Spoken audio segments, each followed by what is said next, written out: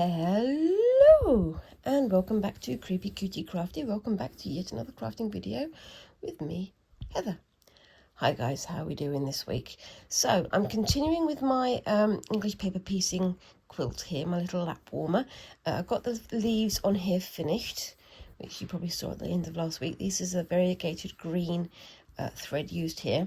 I also finished off these little pink sort of flower puffs here, and I've started doing the blue, which I'll get on with that one in a second. But over here you can see I also finished off what I did on here.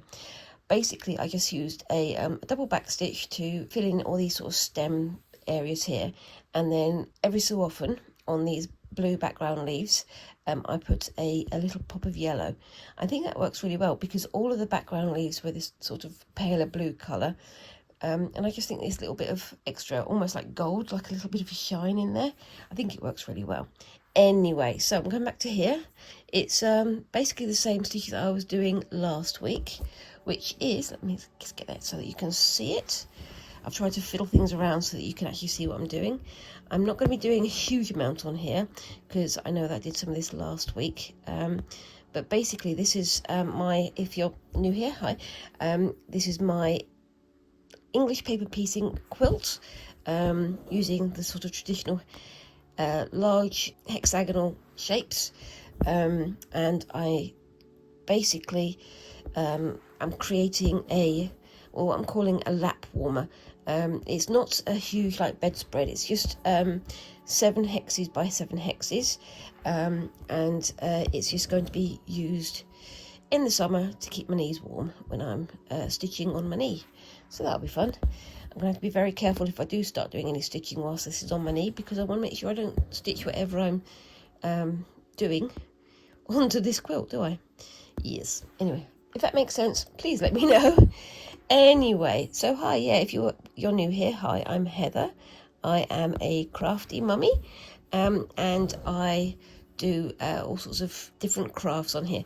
I do a lot of fabric crafts. That's why I've sort of dedicated my Fridays to fabric crafting. I call it my Friday Fabric Fumble because I use it to sort of learn new stitches and learn new techniques. But I also do other types of crafting, and I also do other types of videos as well. So sometimes I do these long form videos, which are not heavily edited, whereas otherwise I do some more heavily edited videos of bigger projects so that you can dip in if you want to. So yeah, but I'm sort of learning more and more about fabric crafts and things, which is sort of seems to have taken off in my mind. But I'm also, interested in all kinds of other things. So in the next week I'm starting I've already started a tie-dye project, which hopefully I'll be able to share with you in the next couple of weeks. And I've also got a little collaborative project that I'm doing with a couple of other YouTubers, and I'll be posting about that hopefully on Tuesday, because I'm going to be starting to do sort of shorter videos of other projects so I can post more regularly and you guys get more regular updates of what I'm doing. I want to start trying to work more regularly like this, but unfortunately my life seems to go crazy every time I try to plan things, as we know. So yeah, let me know guys, what kind of crafty fun are you getting up to this week? I am, as I say, I'm doing my my tie-dye at last. I'm also going to have a go at some shibori, which is like a different form of tie-dye using Japanese sort of binding techniques, which is going to be fun. And I've also started to pick up bits and pieces of information and materials to do some bleach painting with, which I think it should be fun. So I'm kind of having a go at making all kinds of new fabrics that I can stitch onto or stitch with, and I think it's going to be fun, I think. But yes, so for this week I am doing this English paper piecing quilt, and I'm also doing my my tote bag. I don't know if you call it a tote bag. It's only like a sort of £1 bag that you get from a store that, you know, it's kind of like the shoppy bags. Would you call it a tote bag? I think a tote bag might be a little bit bigger than what I'm working on. You'll see it later anyway, but it's from a shop called Flying Tiger, which sells all sorts of basic like craft materials and homeware materials and things like that. It's a fun place to shop, but I think it's quite nice. Gonna be back in a second. I'm just gonna tie that one off. Back in a second. Okay, so I'm just gonna start threading that needle up for you, for me. I could thread it up for you, but it might take a while for me to get it to you, mostly because I don't know where anybody lives. So yeah, sorry guys, it's for me. Anyway, I'm talking nonsense again, aren't I? Yes I am. So I'm only going to do a little tiny bit of this area, just adding some blue. I've got some purples that I'm going to add off screen later, but I want to get onto another hexie in a bit, so I'm only going to do a few little bits. I might even tie off this this new thread so that I can come back to it later. It's a nice little task to be able to just sort of dip in and dip out of it. So yeah, I mean, I've got 3 sort of decorative stitching projects on at the moment. I've got this, I've got my, as I say, my tote bag, and I've got my woven fabric pouch that I'm still making. I've had a pause on that one because I wasn't quite sure what I wanted to do with it. So when I have more of an idea of what I want to do, I will come back to it and I'll start working on what I want to make with it. And I said I wanted to make it into a pouch, but I'm not sure about that. I want to make sure that I make the most of it, because I don't want to waste my fabrics and things, because, you know, money and waste and all those things that we want to try and avoid. Yes, I'm burbling again, aren't I? Yes, there you are. Anyway, so how are you guys this week? What have you been up to? What kind of crafty fun are you getting up to? Just let me know down in those comments. And yeah, this coming week I have a trip to Lichfield coming up, which is a lovely little sort of cathedral town here in the Midlands of England. I'm going to see if I can go into the cathedral for a good look round, so I can have a look at some of the stained glass and things going on in there, and maybe see if there's like an art museum or something in the area, because it's a very sort of arty, sort of very fond of its medieval history type town, so it should be good fun to have a look round there. England and Scotland and Ireland and Wales obviously all have these amazing little medieval places to visit, and you can see definitely the history and the architecture from those times in the buildings, in the street layouts. It's one of those funny things, like if you look at the street map in New York, for example, you'll see that everything is in blocks. So it's like this is street 1, 2, 3, 4, whatever it is. But then the further south you go in New York, in Manhattan, the more disorganized the streets become.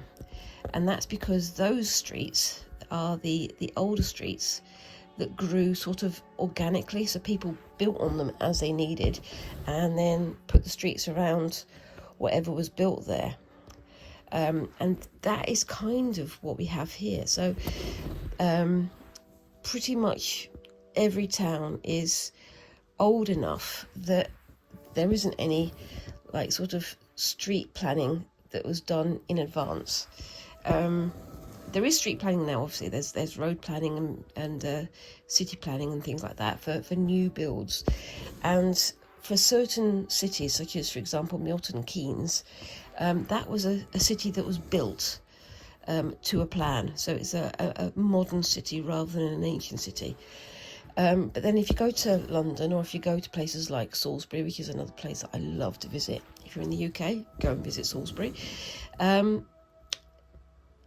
That was built organically. It was built by people who didn't have cars and who didn't know, you know, what they were going to need from one day to the next, and they didn't think of future planning.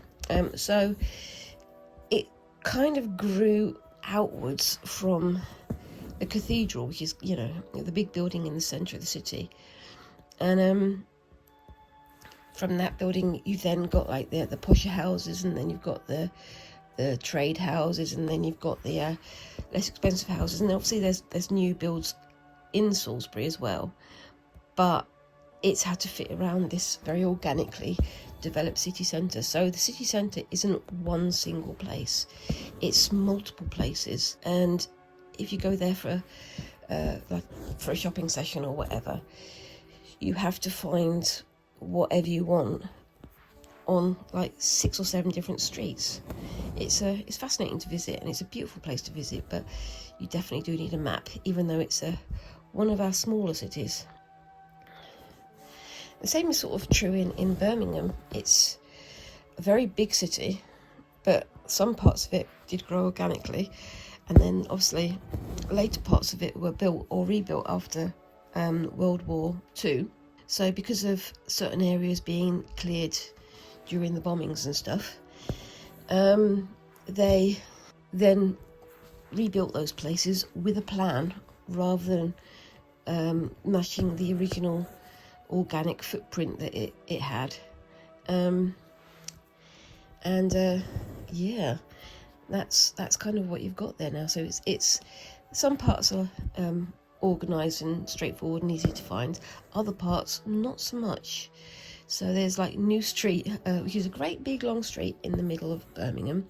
That's where the main train station is. I think there's 3 or 4 train stations in Birmingham, and it's one of the biggest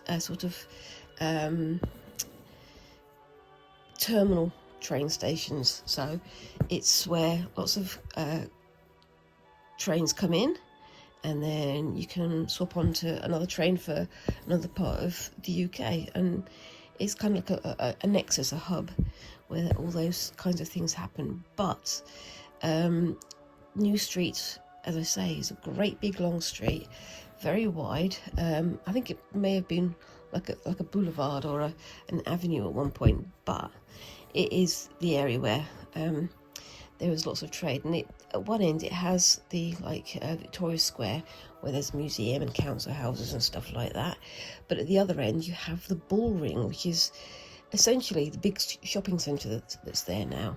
And the Bullring, as it sounds, was actually where people used to come in to sell cattle and things like that.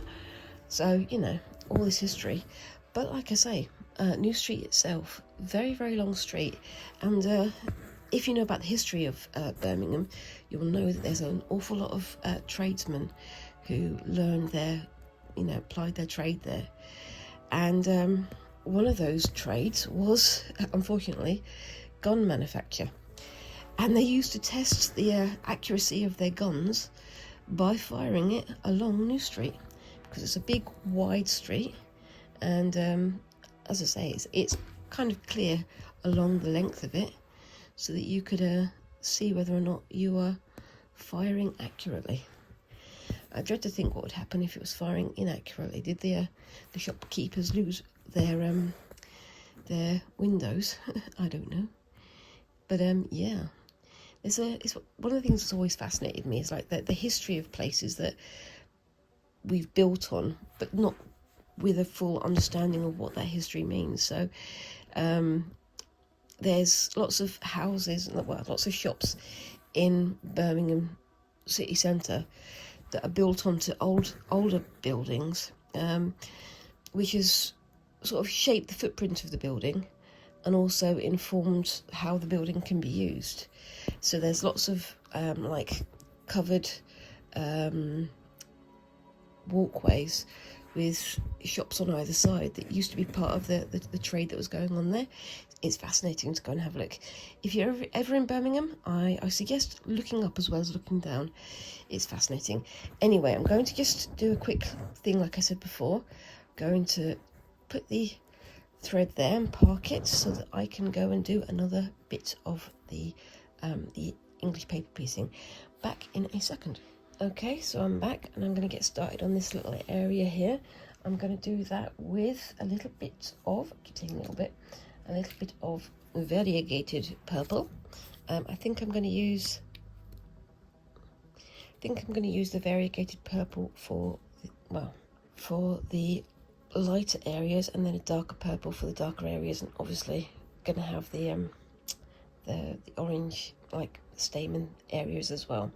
I don't know how much of this I'm going to do. I'm not going to do every single flower on there. Like I say, I don't want to cover the entire thing in stitches, but we shall see. So I'm going to have to quickly separate this out. So I'm going to get myself a decent length there and do my usual thing of, and I keep talking about this, basically putting up the length that I need,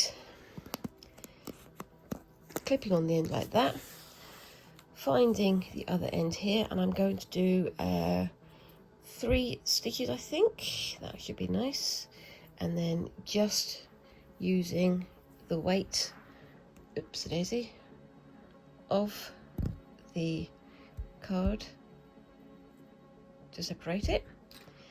The bit that I don't need, I'm going to wind around in the opposite direction so I know that that bit is already separated. And then this bit I'm going to snip.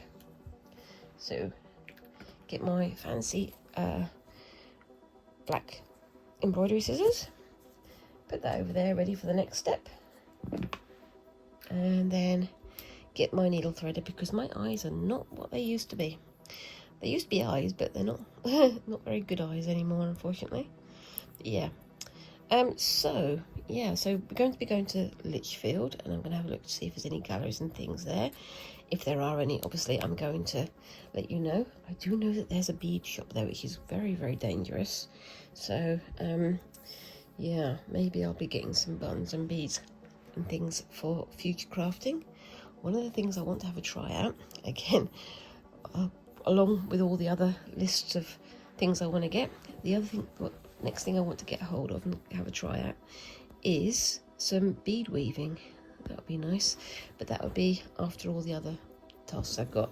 So I'm going to try and attempt a sort of satin stitch, but I'm going to also couch it a little bit, I think. I don't know how this is going to go, but we shall see. So let's try and bring that one to there. So I'm going to do like a long stitch, then use this to anchor it, and then do another anchoring stitch somewhere around about there, and try to get that looking nice. Unfortunately, I think it's let's see if I can get that tighter, because I think it's come loose at the end. There we go. Let's try and get that looking reasonable. I think I may have made the first stitch a little bit winky wonky, but that's fine. I've not done much couching or satin stitches or whatever. It's a new one to me. As I've mentioned before, I am very much trying to find something that I want to have a go at doing thread painting with, which I have never done, but I've just got to find the right thing. I've had a little go at doing sort of embroidered pictures, but nothing that I would call thread painting yet. But you know, there's always going to be a first time. And wait and see, maybe it'll come up in the next few tasks, and I might do it on one of my Friday Fabric Fumbles. I don't yet know. It's going to be fun to find out. It's just as much fun for me as it is for you, I think, because I don't know what I'm going to be doing from one week to the next, because it just depends on my mood and depends on what happens with the rest of my life. It sounds like I live a really quite chaotic life, doesn't it? And to be honest with you, in some ways, yes, I do. There's always something happening. But I think the same as with many other crafty types, sitting down and doing a week's worth of crafting on one of the days of the week is a way to find myself some centering, some time for me. And I do enjoy my making and my crafting and my stitching and all these other things. It is a good way to not necessarily just to relax because you're doing something, but it's a good way to center, to find something that's consistent and something that you can work with and work through, I guess. Is that getting a bit too airy-fairy? Possibly, but you know me, I like to go off on my long tangents about this and that and the other. I mean, I've already gone off on a tangent about town planning, haven't I? So anyway, so yeah, I mean, it's my husband Luke's birthday tomorrow, so that's part of the reason why we're going to Lichfield, because we want to have a day out so that he can have some time to enjoy himself. And it's just going to be nice to have a few hours off, I think. A few hours without engaging the brain too much. But yes. Anyway, and then next week it's the start of the Easter holidays, and I have asked Squinks if they want to help me out with some tie-dyeing, and I think they're up for it. But I've got a few videos planned for it, and I'm going to do some shorter videos, I think, with this one, rather than one great big long one like the spinning video that I've literally just posted. I think I'm going to do one shorter video on shibori, one shorter video on traditional sort of tie-dye, and then another video on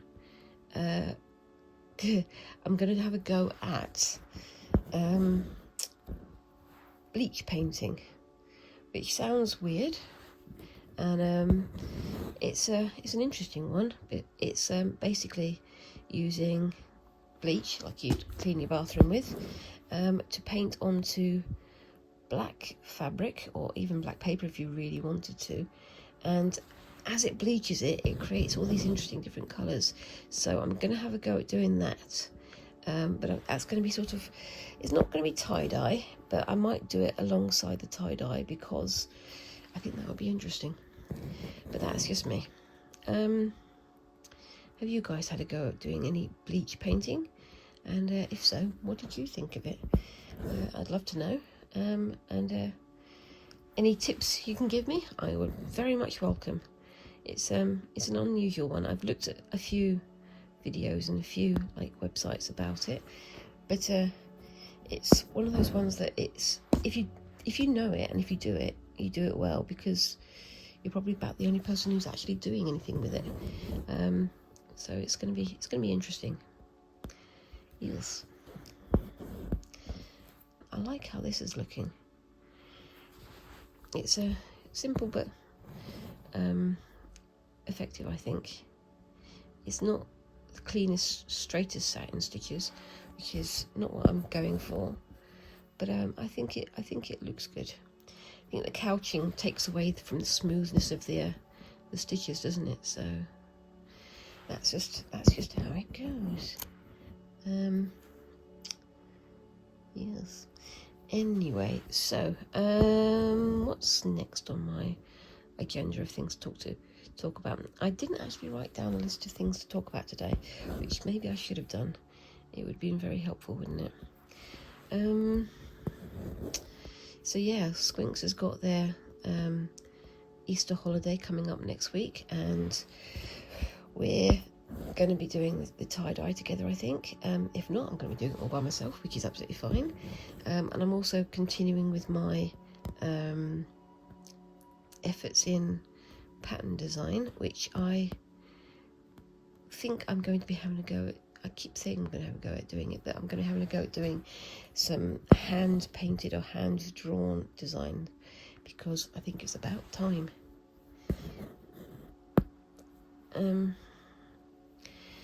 But yes, so it's going to be fun. I've got myself some watercolor inks, and I'm going to be having a look at some other ink pens and ink delivery systems, I guess you'd call them. It's going to be fun. It's been a while since I've done anything with pen and ink or with brush and ink, but I do like doing that, and I think you guys have seen me doing things with pen and ink before. It'd be nice to stretch those muscles again. It's fun, as I keep saying. Anyway, so what do we think of this so far? I kind of like it. I'm looking forward to doing the other side in the darker purple. I'm not going to do I'm going to do most of this off screen, because then you can see how it looks at the end of this video. But yeah, every time I do one of these videos, at the end of it, after I finish filming, I do a bit more stitching whilst my videos upload and things like that, and then I post a video, or post a picture at the end of the video after I've closed down, so you guys can see what it is that I've created, or what it is that I've finished. I try to do that every week, so make sure that you stay to the very end so that you can see what exactly I've done. Yeah, it's fun, because I am slowly and steadily becoming more and more confident with these bits and pieces, and I'm looking forward to continuing to stretch those muscles. I think I do like how this little bit's looking here. It's a bit more carefully done than some, I think. Well, in my humblest opinion, I like that. And the next one I'm going to do is this one over here. Let's try and get that right at the bottom. Yeah, underneath this I've got a layer of linen, you can see there, just as like a backing. I don't have any iron-on interfacing or anything like that, but if I do get some, I will use that in future videos, I think. I'm not going to buy something just because, though, for one task or one subject, because that would be wasteful, and I don't have the money to do that anyway. Anyway, I think it works fine. I'm also going to have to find out about getting some wadding for this as well, aren't I? So that I can make it a little bit thicker, so it actually does do what it's supposed to, which is warming my knees. Right, so I'm going to tie that one off after this, and I will get back to that at the end. So keep your eye out for that at the end, and I'm going to go back to the next task. So I will see you, Daisy, in a bit. Okay, so I'm back, and I've still got a little bit more to go on this heart. I've worked on this, I think, 2 weeks now. I did the green stump work here, the raised areas, and then I had to go at this stitch here, and now I'm going to try and cover those outlines, because if you remember last week I pointed out that these areas here where the anchoring stitches go into the background fabric, it looks a bit untidy. So what I'm planning to do is like a stem stitch, so it's almost like a twisted stitch going around that area, covering those bobbly bits, making it look a bit tidier. Now I could, if I wanted to, go over the stump work area here with the anchoring thread and cover it completely, so you wouldn't have these like little loose bits here. But I kind of like the way that the stump thread is showing through the covering stitches. I like the sort of stripy effect it makes. So what I'm going to do is, I was trying to think about what kind of thing I want to do. I was thinking maybe getting some like sparkly gold thread to go around there or whatever, but I think that might be a bit much. So I've kind of decided to sort of raise this area here using this thread. This is number 5 perle as opposed to number 8 perle, and it's a bit thicker, but I'm going to try and use that to do the outline here and then the outline inside. I've got quite a bit of this because I bought this to do some black work with, but I never really got to use it. It was a bit too thick and didn't really show up the details very well. Unlike the DMC, well, the DMC number 5 and the DMC number 8 and the DMC regular, the regular stuff, which is, you know, this stuff, this frays quite a lot, whereas this one it does fray, but not quite as much, so you can go a bit further with it. So I'm gonna have to be very careful about how I use it. And for this one, I've got myself my sort of chenille needle just there, so that I can pull it through without too much difficulty, but we'll see how that goes. It's still a little bit tight, as you can see there. Oopsie daisy, let's see if that's going to work. Oops, come on. There we go. And as you can see, it does like to twist itself because it is so thick. So just going to do myself a quick knot on the end. That's how I do my knots. I know that other people put their needles through and use other methods, but that's my preferred method. So I'm going to start here. There we go. Oops, so easy. Let's get that in nice and tight into the corner there. And then put it in here. But before I push it through, come back halfway along so that it twists.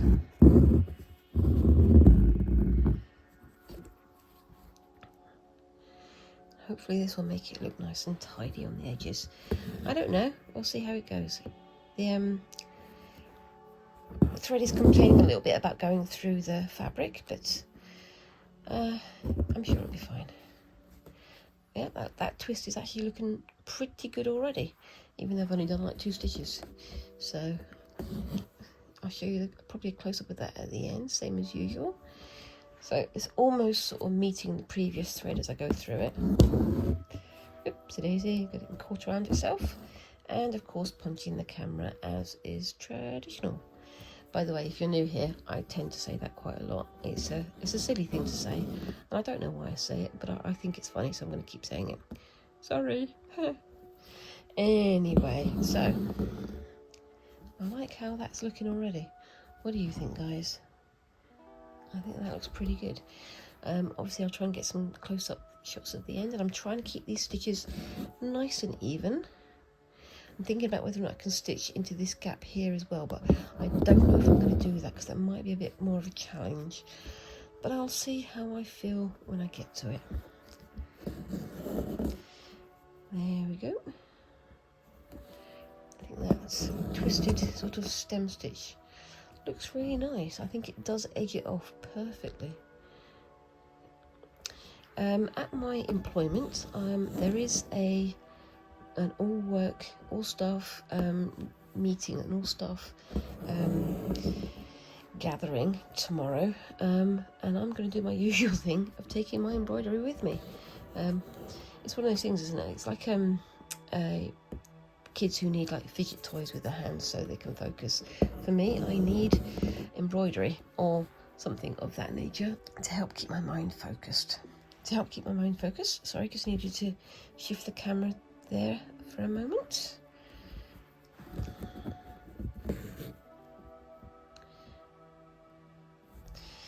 And who else?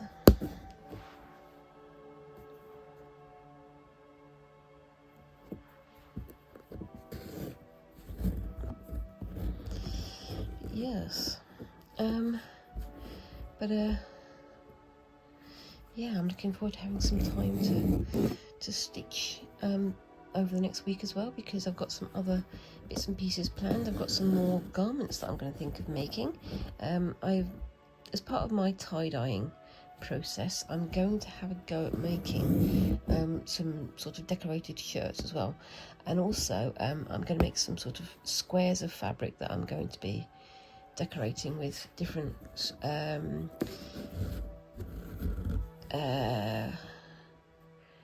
tie-dye techniques, which I might bring into future embroidery projects as well. I don't know, because they could be good for patchwork, but you can see that that's what I mean. It comes apart very, very quickly, so it's not worth having super long lengths of thread, and it's also worth having a nice big needle so that it makes sure that you don't have to struggle to pull it through the fabric. But I really like how that's turning out. What do you think of that then, guys? I like that twisted.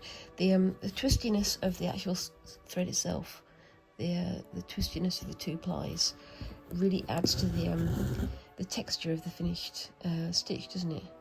There's something sparkly there. It keeps getting in the way. I think I've got it. There we go. Have I got it? I have not got it. Well, there's a bit of extra sparkle in this one, even if I didn't want there to be. Anyway, so yeah, we're going to be going to Salisbury next week, and anybody who has visited or lives in the UK know that Salisbury is in the middle of nowhere. It's in the middle of the wilds of, well, I think it's Wiltshire, but it may be Hampshire, I can't remember. I think it's on sort of the border almost.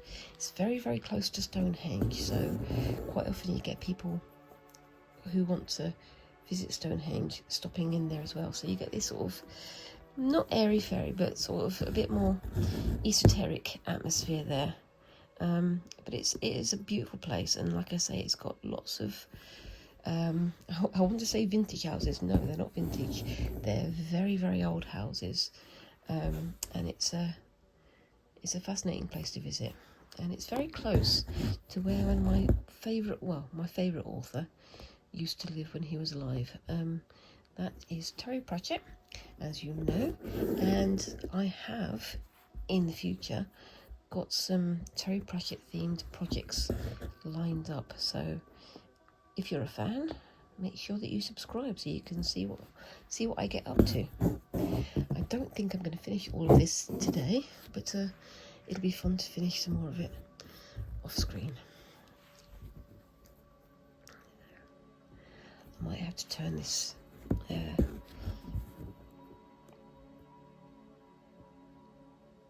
this hoop around so I can actually see what I'm doing a bit better, because I'm so close. I'm here, I'm looking from this direction, and now it's going to go behind here where I can't see it, so I'm going to have to spin it around. Bear with me a second. Oops. I do really have to replace my my hoop holder, but I'm still using the old one because I'm slow. I'm slow to change. That's just how it is. But I do need to change to the new one, because my eyes and my wrist will thank me. Yes, there we go. So that's still going around. I like how this is turning out there. I might try to do something like this with thicker wool in the future, and I definitely know that I'm going to be trying something like this when I come to doing my gold work project in the next few weeks. That is going to be a lot of fun, and I am really looking forward to it.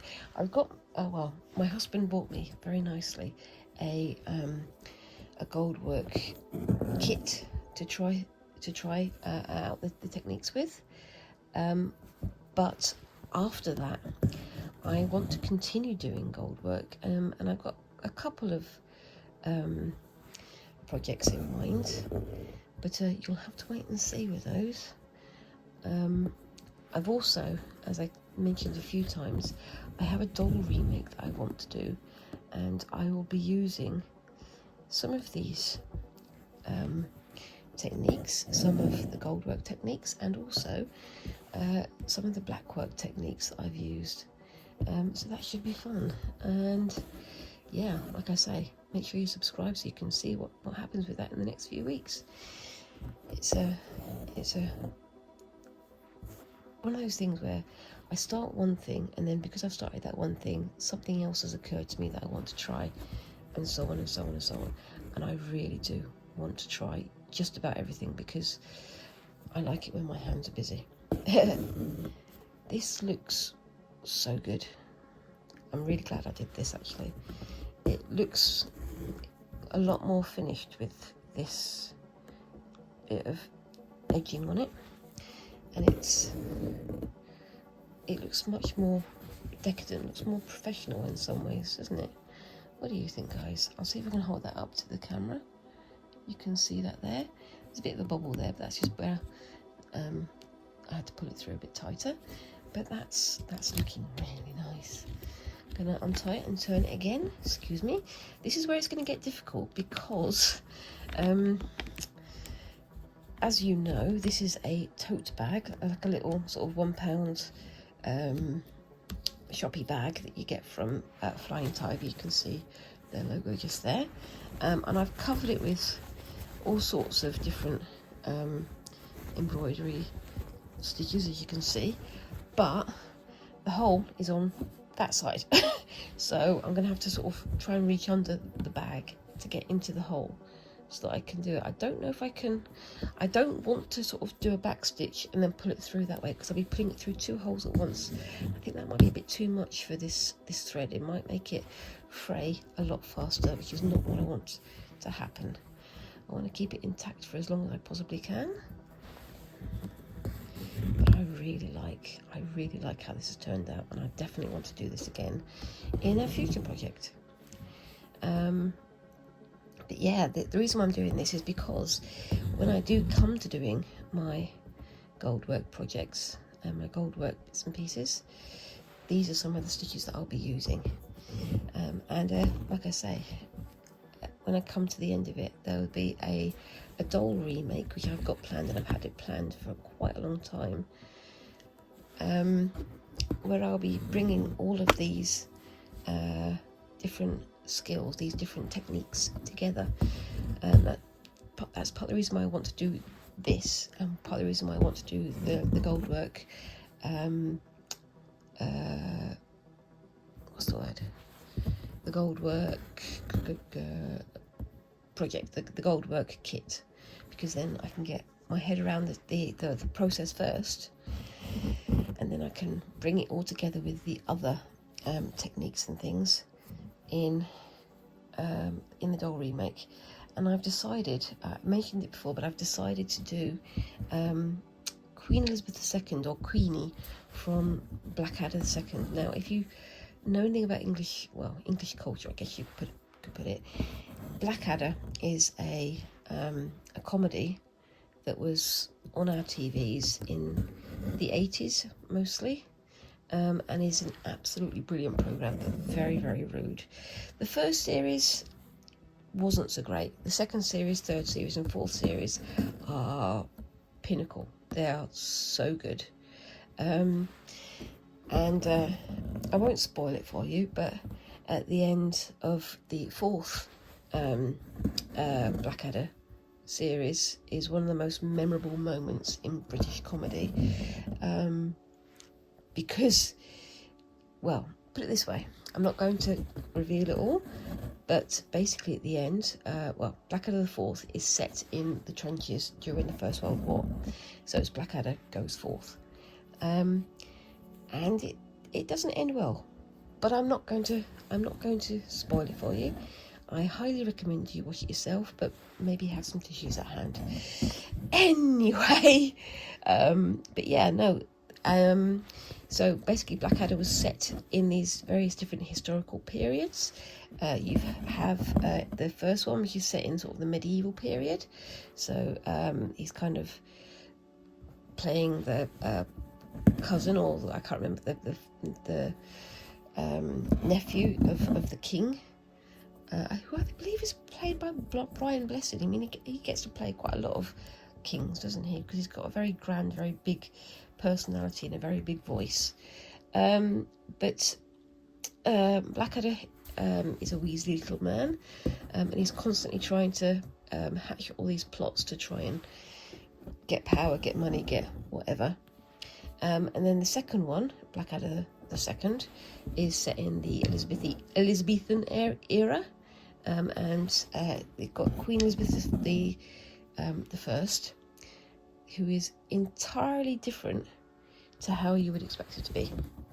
She's not serious, she's not angry, she's very petulant, she's very childish, and somehow it works really well.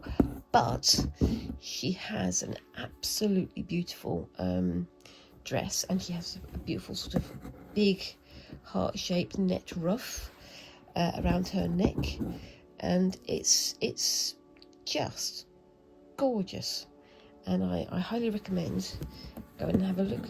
And I want to have a go at trying to make that dress on a doll using some of these techniques. So you can see why I'm trying to go for these kind of opulent techniques, these opulent styles, because that's what I'm going to be using.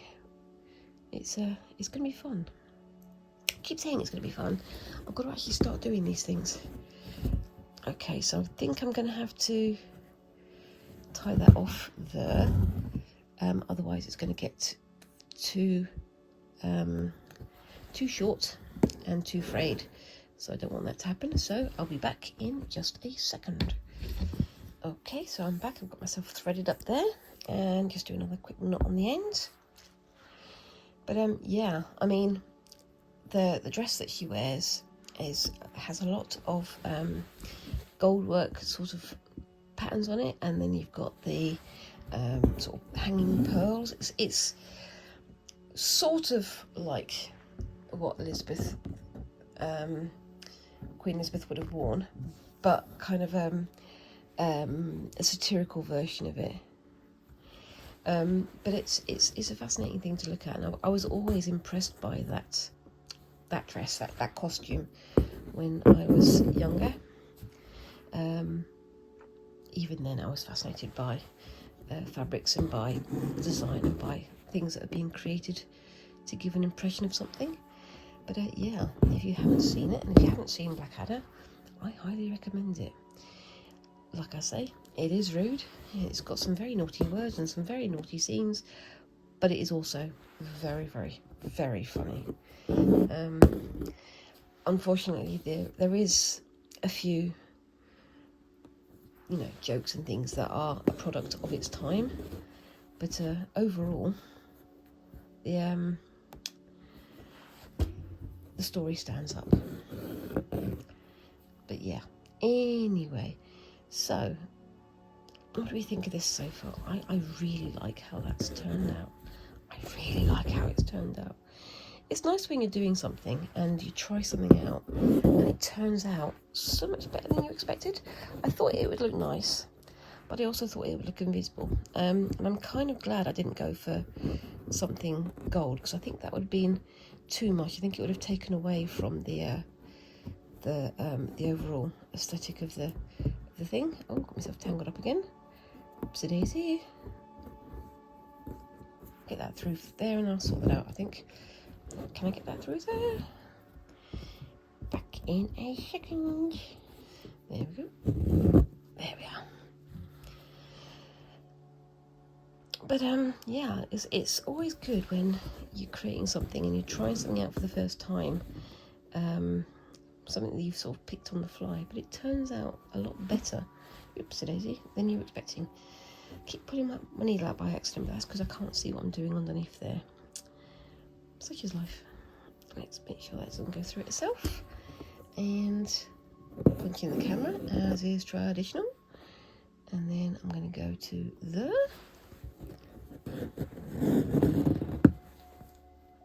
And I'm going to do...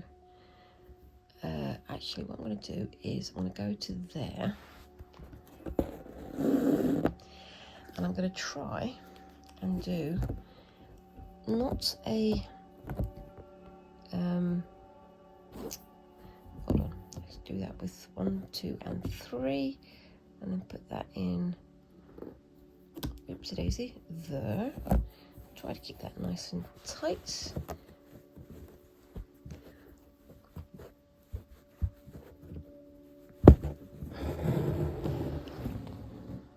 This is a little sort of rosette thing type there. And then I'm going to start on the other side. There we go. I've nearly come to my end of my hour, and I'll do a lot more of this off screen. As I say, I'm going to do this on the inside of here as well, and I might do it on the inside of here as well. Just wait to the end of the video, see if that's what I do, because I don't know if that's what I'm going to do. We shall see. I always talk as if I've got a plan. I don't always have a plan. I just have a general idea and hope. That's basically what it's all built on. But if you don't push yourself, you don't try things out, you don't take risks, you're not going to learn. And I like learning. Anyway, let's try and get you nice and accurate again. And there we go. So, got the hole here for the bag. Let's hope I can find it easily when I come through. So, there we go. Off we go again on this side.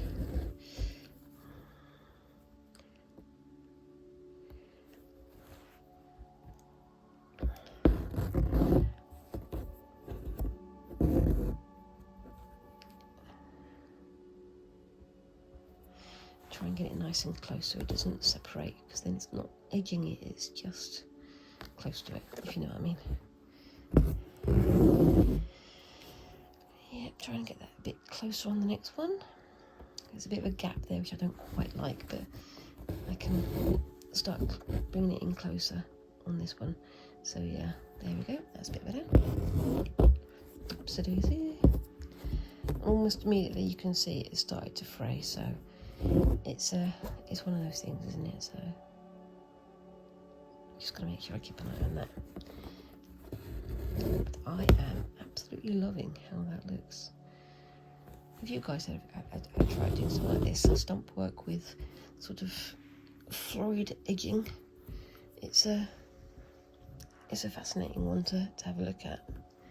But yes, I really do like it. I've also got my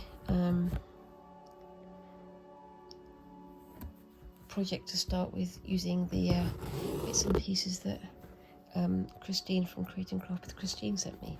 I have an idea in mind, I've just got to get it down on paper and get started on it, and I think I'm going to be doing that. Not quite like a Friday Fabric Fumble, but similar, and I'm going to be starting to post those on Tuesday. It won't be this week because it's another mad week, but next week definitely I'm going to be getting started on that. It's one of those things, everything stops for the Easter holiday, so I have to just be ready to drop everything, because you know, it's my motherly job to entertain my child, so that they can have a good Easter break. But yes, so that's where we're going to be going. I think I'm going to be getting Squinks to help me with a bit of the tie-dyeing, which I think they're going to enjoy. We've done tie-dyeing before, as I've said, but it kind of turned out fairly wishy-washy. I think we want to try and make things that are a bit stronger. So I've had a look at various guidelines online, and I've had a look at some instructions and people who actually know what they're doing. And I think I've worked out how to do these things properly, but we shall see. And that will be sometime in the next week or two. But yeah, I'm going to be doing that, and I'm going to be starting the Nana's Travelling Rick Rack project with the stuff that Christine from Create and Craft with Christine sent me. So keep an eye out for that. I keep saying keep an eye out for it. It is happening. It is all coming. It's just everything happens at once, doesn't it? But yeah, so let me know, what have you been getting up to whilst I've been stitching and talking nonsense? Have you been doing some crafting whilst you've been washing? Let me know down in the comments. I'd love to hear from you. And I'm also going to be posting updates of the various projects that I'm doing on my Facebook page, on my Instagram, and now on my Blue Sky, all of which are under the name Creepy Cutie Crafty, so come and find me. And yes, I am going to change the name of the channel. It's just going to be a few weeks before I do that, because there are a few bits and pieces that I need to get sorted beforehand. Anyway, I think I've reached the end of my hour, so I need to go and wait a minute, no I won't, I'll just get this bit done first. But yeah, so I'm getting towards the end of my hour now, so I'm just going to do a couple more stitches on here, and then I'm going to sign off.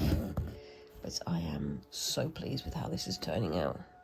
For something that's kind of throwaway, I do like it. It looks finished, and it looks almost like it's a little bit elegant, if you know what I mean.